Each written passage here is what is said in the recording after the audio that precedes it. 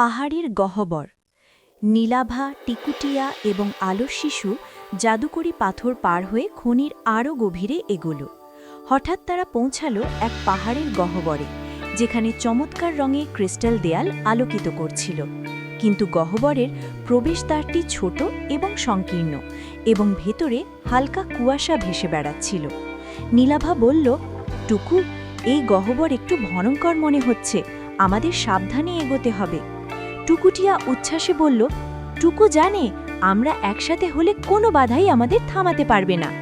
গহ্বরে প্রবেশ করার সময় তারা লক্ষ্য করল পাহাড়ের ভেতরে ঝলমল আলো ছড়ানো ক্রিস্টালগুলো ঠিক পথে না গেলে হঠাৎ নিভে যাচ্ছে। নীলাভা আলোর শিশুর সাহায্যে আলোর শক্তি ব্যবহার করল এবং ক্রিস্টালগুলো আবার ঝলমল করতে শুরু করল। এপিসোড শেষে নীলাভা বুঝল, সতর্কতা, একতা এবং সাহস থাকলেই সবচেয়ে বিপজ্জনক পথও পার হওয়া যায়।